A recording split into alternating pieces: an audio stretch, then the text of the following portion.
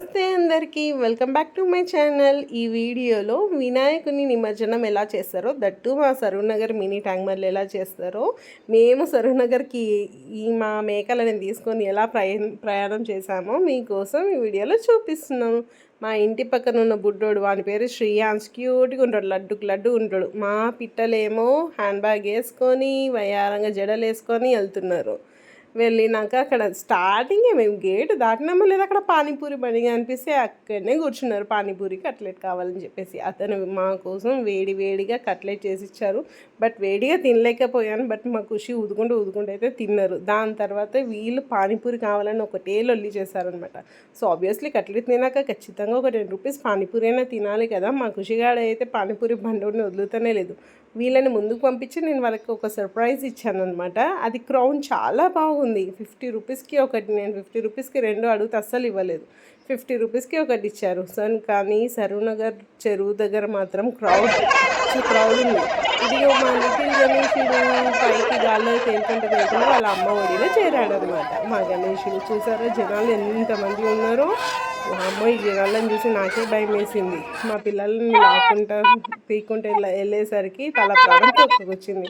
అందులో ఉన్న గోలు సరిపోదురా నాయన అంటూ వీళ్ళకు మా మమ్మీకి అస్సలు పీకలు కొనిచ్చింది అనమాట. ఆ పీకలు చెవు నీళ్ళు వచ్చేంత వరకు చెవులు మారు మోగించారనమాట.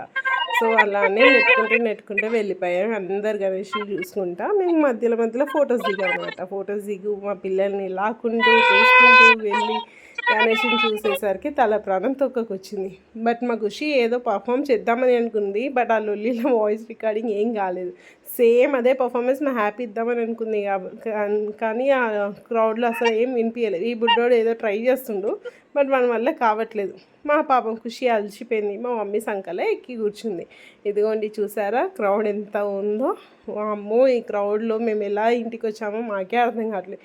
ఇదిగోండి ఇంకొక గణేషుడు అలా ట్రైన్లో తీసుకుని వెళ్ళి అలానే చెరువులో వేస్తున్నారు. బట్ ఇక్కడ మాత్రం ఒక పెద్ద గణేషుడు ఉండండి, చాలా పెద్ద గణేషుడు. బట్ అది తీసుకొని వెళ్ళి చెరువులో వేయడానికి చాలా టైం పట్టింది. ఇది స్టీల్ వినాయకుడు మొత్తం ప్లేట్లతోటి రెడీ చేశారనమాట. ఇది బొజ్జ గణపతి చాలా క్యూట్ ఉన్నాడు.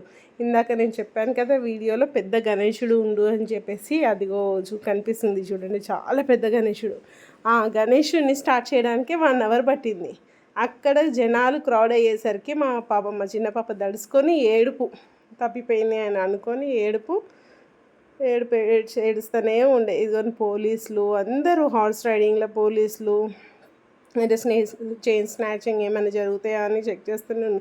బట్ చాలా మంచి రెస్పాన్స్ ఇచ్చారు అండి పోలీసులు, కానీ చాలా మంచి హార్డ్ వర్క్ చేశారు. గ్రేట్. సో మేమేదో మళ్ళీ డిన్నర్ టైంకి అలానే మేము కేఎఫ్సీకి వెళ్ళిపోయామన్నమాట. నైట్ 9:30 అరౌండ్ 10 అయింది. కేఎఫ్సీకి వెళ్ళేసరికి వాడు ఆర్డర్ చేసేసరికి 20 మినిట్స్ అవుతుంది అని చెప్పారు. ఎట్లనో అట్లా ఒక షవర్మా వింగ్స్ బకెట్ ఆర్డర్ చేసి తిని దెబ్బ ఇంటికి వచ్చేసాం. పాపం మా పిల్లలు ఆకలి మంట మీద బాగానే తిన్నారు. నేనైతే అలసిపోయాను. మా ఖుషి హ్యాపమ్మకి అయితే ఇంకా సరిపోలేదు, ఇంకా ఫుడ్ కావాలంటుంది. బట్ అది క్లోజింగ్ టైం, అందుకనే వెళ్తున్నాం. బాయ్.